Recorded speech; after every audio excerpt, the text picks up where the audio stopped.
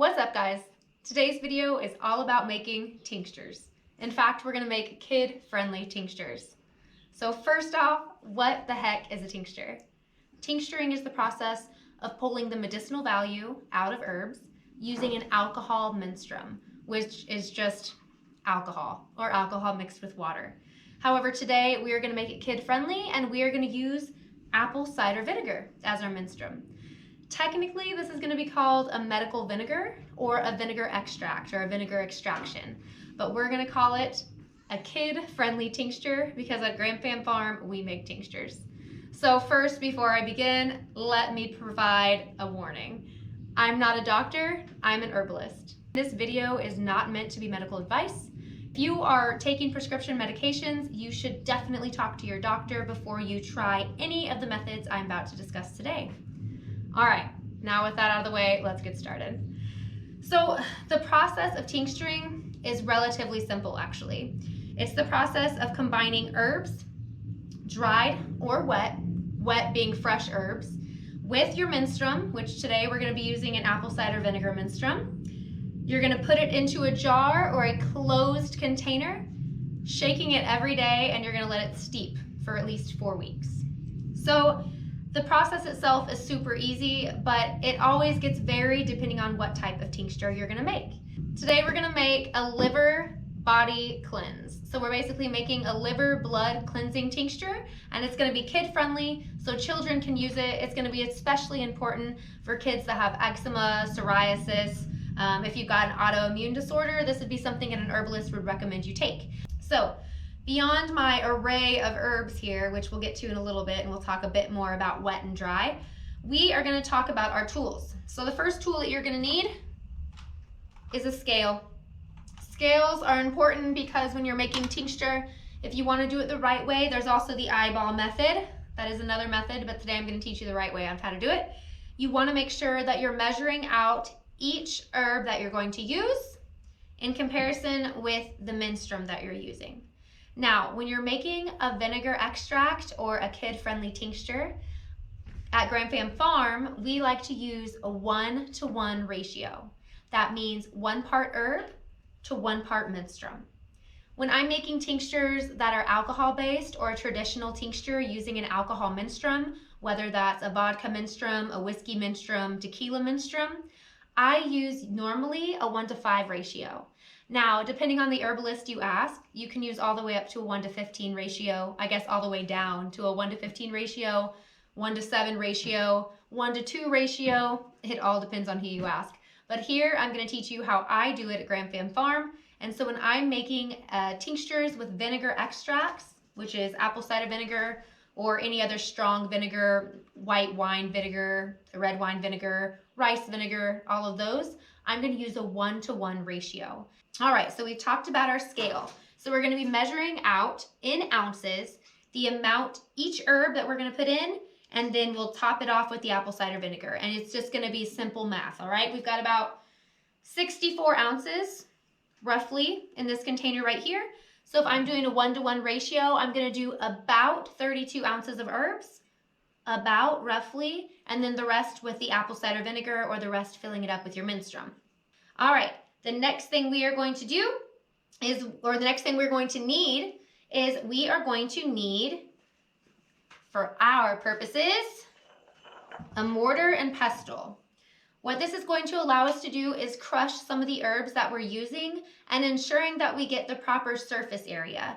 The goal is to get the most amount of surface area so that the menstruum can really mix in nicely with the herbs and really pull out all that medicinal value.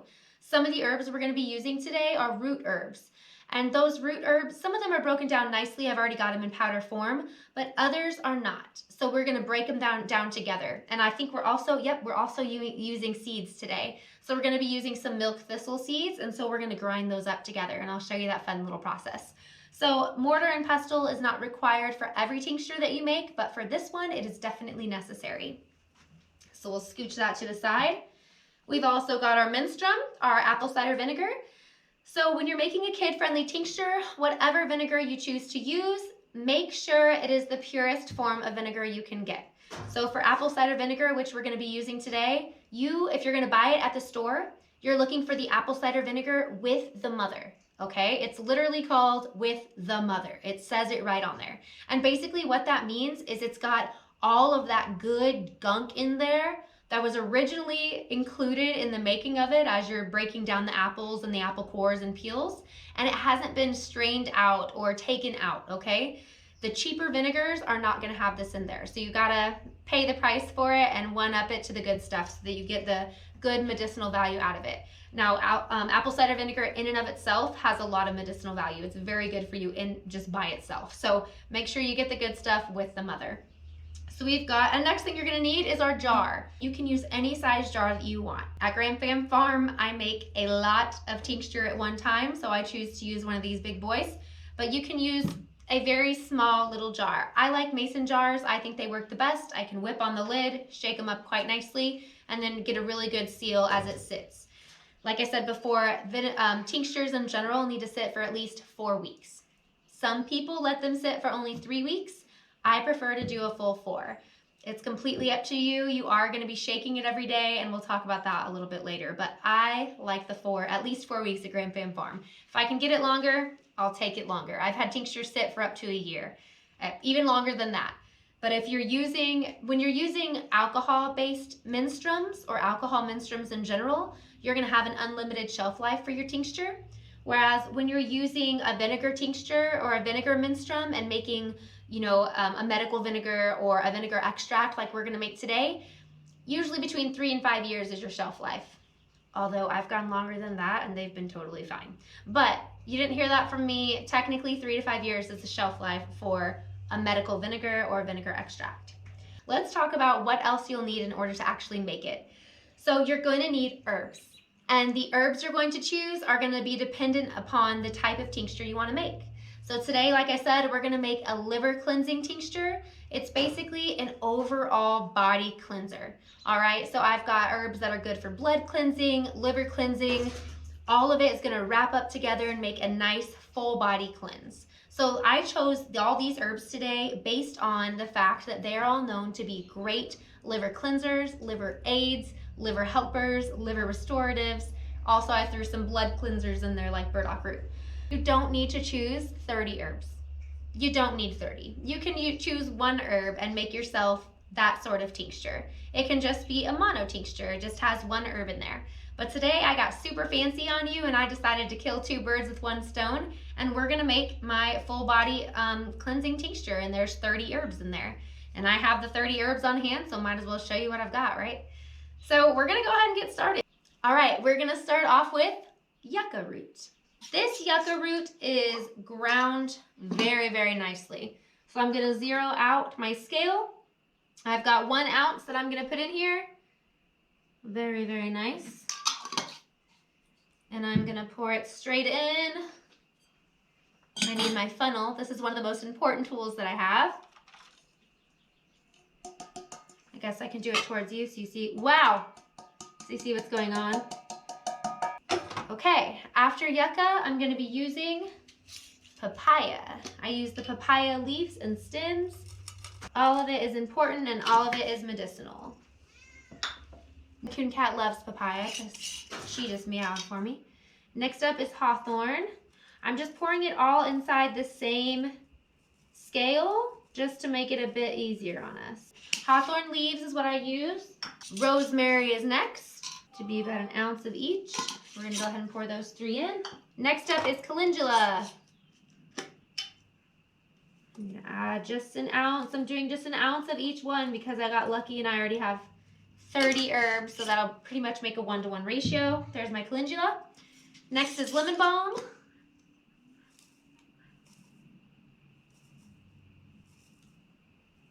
All right, lemon balm. Then we'll do red clover. Red clover is also great for an anti-cancer herb.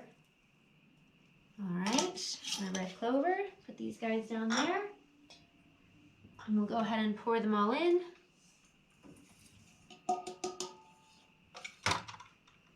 Then we've got marjoram. You'll notice a lot of the cooking herbs are super duper medicinal. There was a reason they cooked with them back in the day. That was marjoram. They actually used to make foods last longer and they turned out to be super medicinal as well. Then we've got agrimony. Agrimony is really good for alcohol damage to the liver.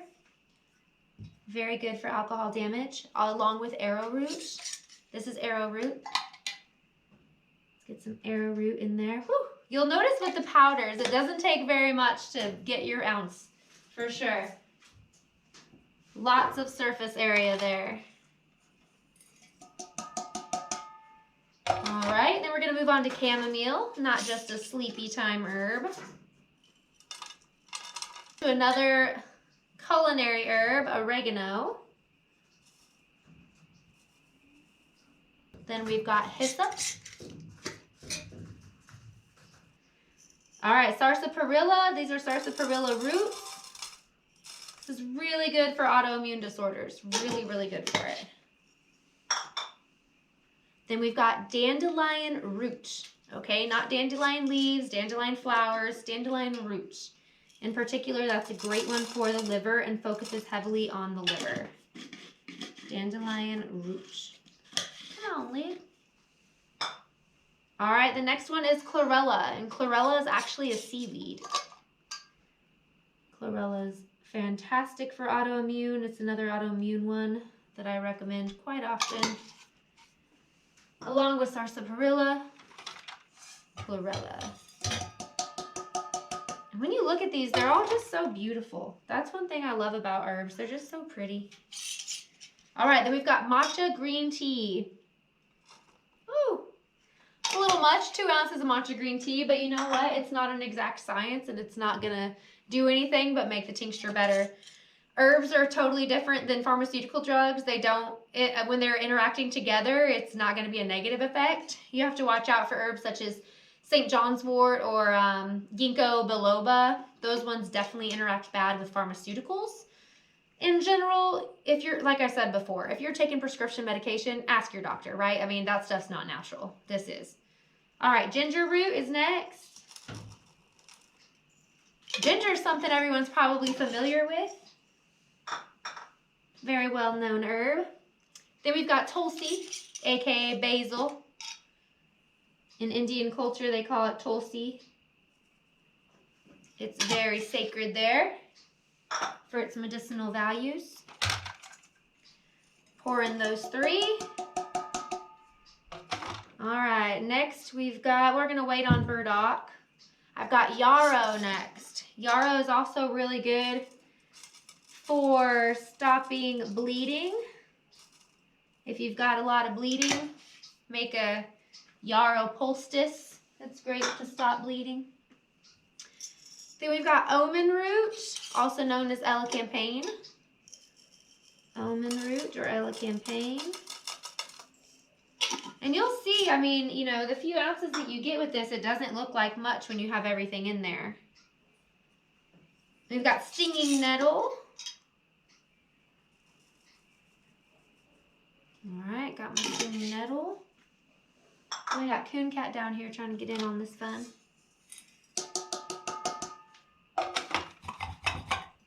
Okay, next up is rose.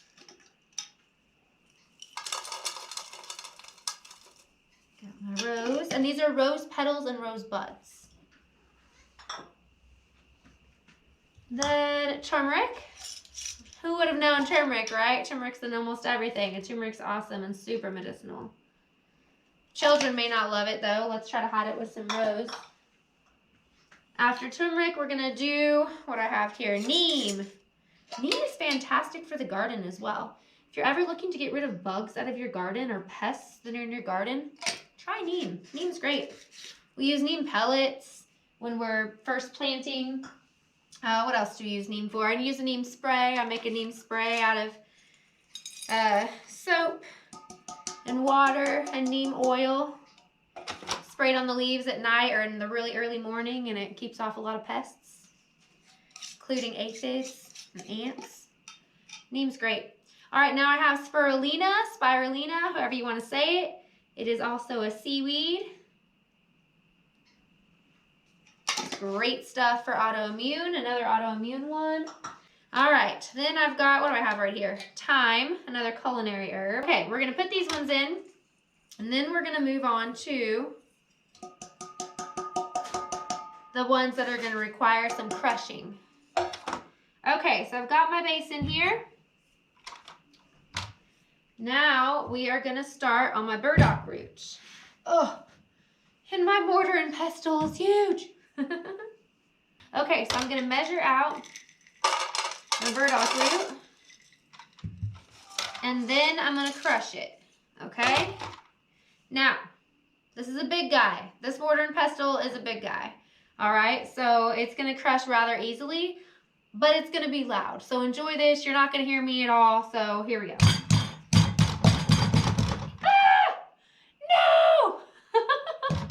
So I gotta move my apple cider vinegar so it doesn't get crushed. We'll put it over here for now. We definitely don't want to lose that liquid gold over there, right? And you are literally just gonna crush the crap out of it. Let's show you some of it. So when you first put burdock root in, it is definitely a solid, and we want to make it get as much surface area there as possible, all right? So you can see the smoke coming up now. Not the best table to crush burdock root also. But the goal is to get it crushed, not to sound pretty in a video, right? Burdock root is a great blood cleanser, a fantastic blood cleanser. It's worth it. All right, that is a lot better. There's my burdock root. Now I have everything sliding into the middle of the table. That's awesome. Don't die, my burdock. Okay. Pour it in there. Okay. All right. So these are milk thistle seeds. This is a very important ingredient. It is a very good liver cleaner. This is one of the most well-known liver cleaners out there. Milk thistle. We're going to put a little extra milk thistle seed in there. All right, this is gonna be another one that you're gonna have to grind a bit. Coon Cat just caught a bug. That was cool. All right, so this one can be ground this way. You just wanna crack the herb, or crack the seeds, get them open. It's kind of like when you rub sandpaper on seeds that you're planting in the garden. It does the same thing. Coon Cat is a hunter. Get it, Coon Cat. Awesome. I need to let Coon Cat loose in my garden this summer. Get them grasshoppers. All right. I'd say that is pretty darn good. Don't run away on me. Okay. Whew. Put all that goodness in here, but don't drop it on there and break your jar. Okay. Now that I've got my apple cider vinegar that I saved for my pounding process, we're gonna pour it in. So now that you have all your herbs in, you're gonna take your menstruum and fill up your jar. All right.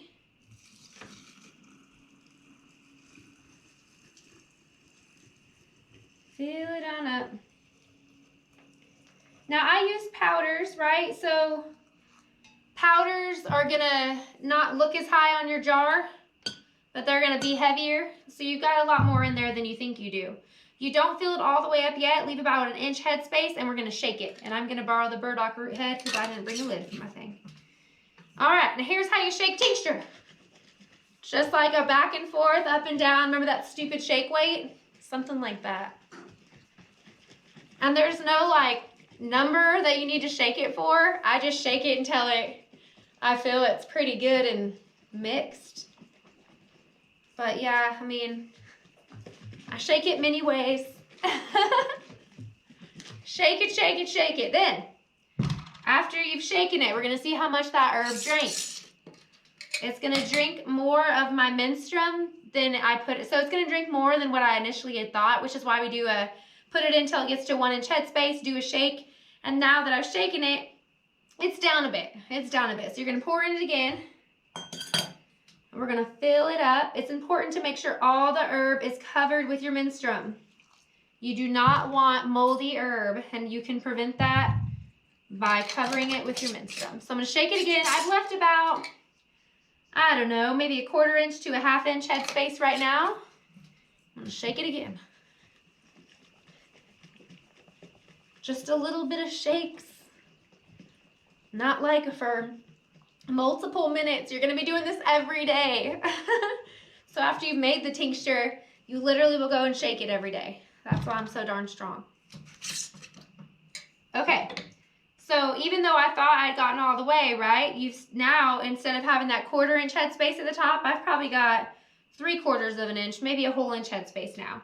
So now you top it all the way off with your apple cider vinegar and give it one more nice big shake. I like to use the lids that are for canning, because if you don't use the lids that are for canning, you need to put some cloth in there. You're going to get some rust, or iron oxide, as my son will tell me. Rust is called. But if you use the canning lids, they've got that nice wax portion on there, so you don't even have to worry about the rusting. All right. So that is a finished tincture. Well, that's a tincture that's ready to steep. You're gonna put this baby in a nice dark room. Cabinet works. I keep mine in a cabinet. And you are gonna keep it in that room for at least 4 weeks, and you're gonna shake it every single day. And like I said, the shaking is just gonna be like this a few different times, maybe over a shoulder, over the other shoulder, right? And that's your shaking, okay? You really wanna make sure if you're using powders like we did today with a few different things. Man, Coon Cat is a freaking hunter. Go Coon Cat. But if you're using powders like we did today, the goal is to get them incorporated into the mixture. You don't want anything stuck to the bottom.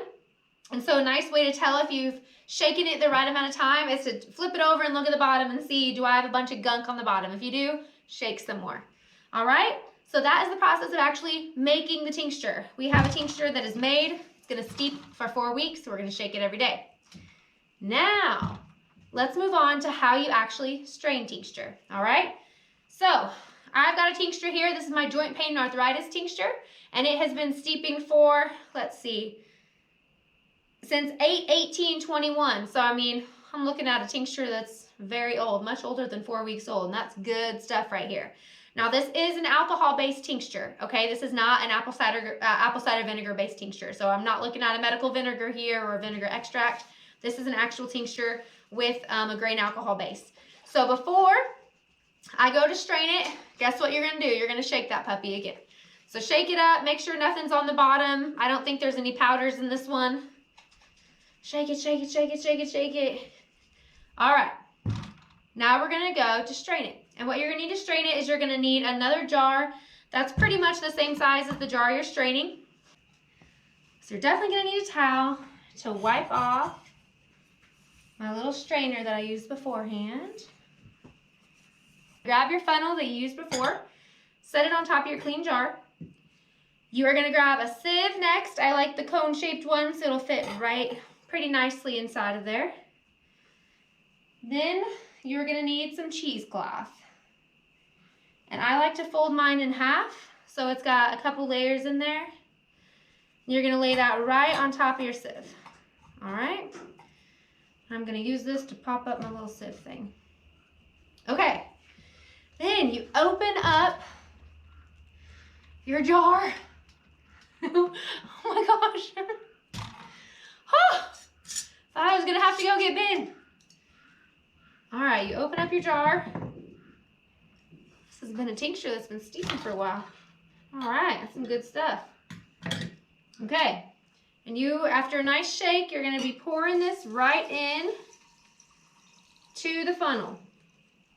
And you're gonna let that baby sit upside down. Let it run out as much as it can. Let it sit upside down. All of this gold at the bottom, all of this gold down here, that's your tincture. That is a strained tincture. As soon as this gets done doing what it's doing, we're gonna get that out of there, put it into a nice little bottle, and you can sell it, or you can just take it. And you know, while that's straining, I forgot one of the most important things to tell you. Look, this is our tincture earlier. It's already separated out pretty good. That's the reason you shake it every day. So you've got your powders down here. You got some apple cider vinegar right here, it looks like, and then you got a bunch of plant material up here. So that's why you shake it really, really well. Make sure it all gets incorporated and doesn't sit like that for days at a time. Even right now, you got a little bit of gunk down there. You don't want that.